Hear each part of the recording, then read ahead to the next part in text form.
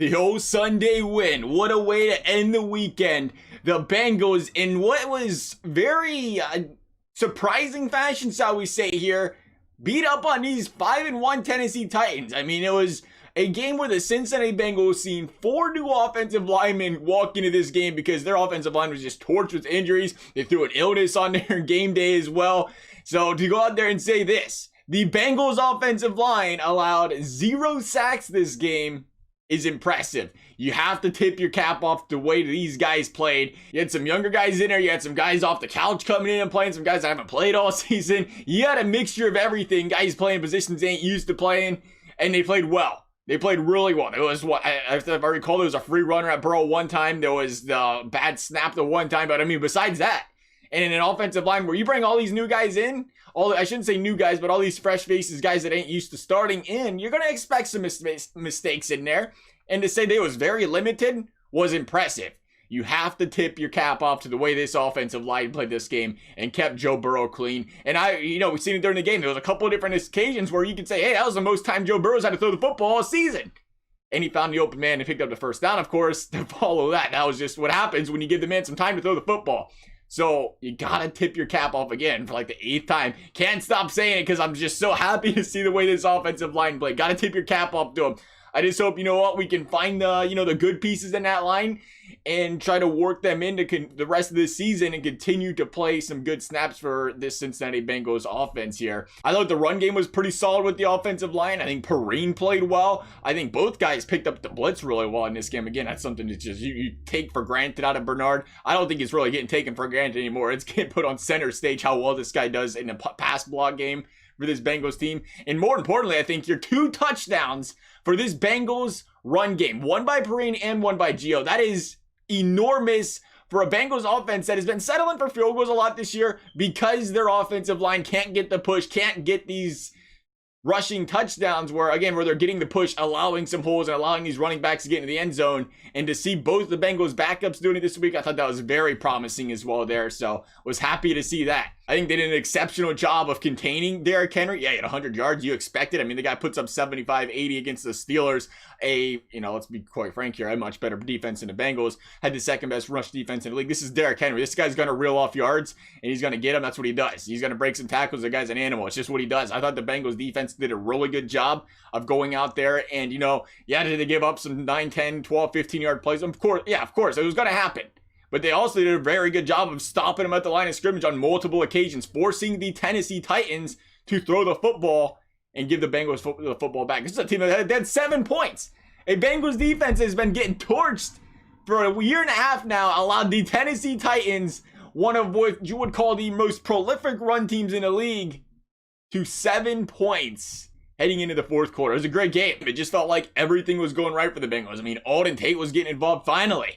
We're finally seeing this guy get involved more and more, and you knew it. You knew Joe Burrow, the way he's been throwing the football, or the way he likes to throw the football in those tight windows and those only my receiver can catch it type of situations. Alden Tate was going to start to play well. And speaking of those situations, T. Higgins, man, thought it before, thought it now. This guy, he's a future star, and he is just getting more and more chemistry week in and week out with Joe Burrow.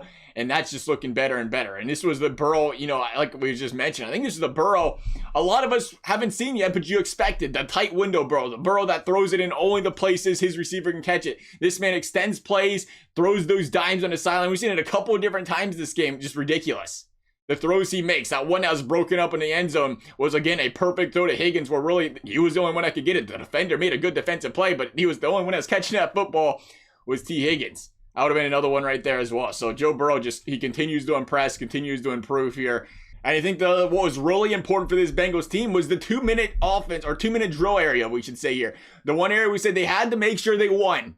And the Bengals, you can't stop talking about how well they trust this quarterback right now to go out there, run the football, take the time off the clock. There was no hurry the entire time. It was under a minute left. The announcers act a little bit worried. It's like, look, these guys, they got a lot of chances to throw it in the end zone here. 35 seconds left now. It didn't matter.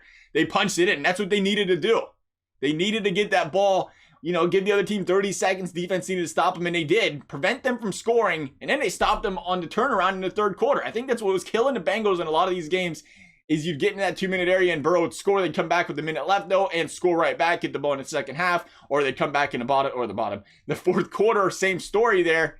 And the Bengals finally took control of that 4-minute area there in football. That's ever so important. You've seen them take full advantage of it by beating up on these Titans this week here. And it felt like everything was working, you know. It's just one of those games. Even the rollout play.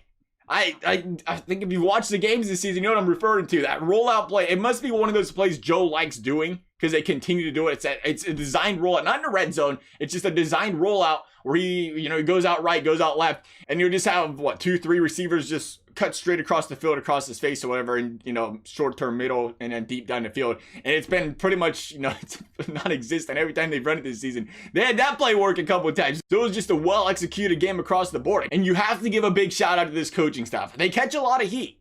You gotta give them their dues when they do well here. And for this one here, perfect example. Dunlap leaves. He cries his way out of here. Loved everything he did here. Let's make it clear though. He cried his way out of here. And that was a case where you could have said, we could lose the locker room.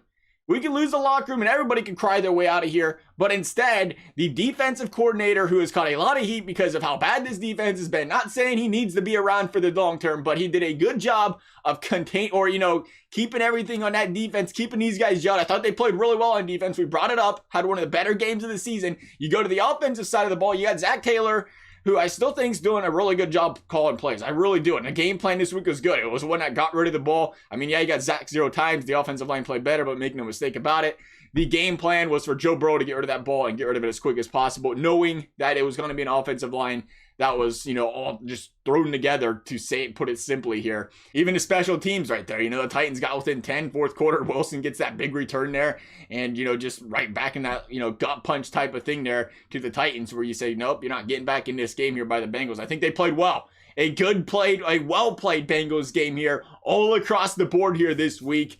Big game coming up after the bye here. Hey, Bengals still got some fight, fellas. You heard it here first. We already brought it up. We tweeted it. We're ending on this note. The Bengals can split the series with the Steelers, play the Baltimore Ravens with the Ravens clinched week 17, and have them play RG3 and start and beat the Ravens.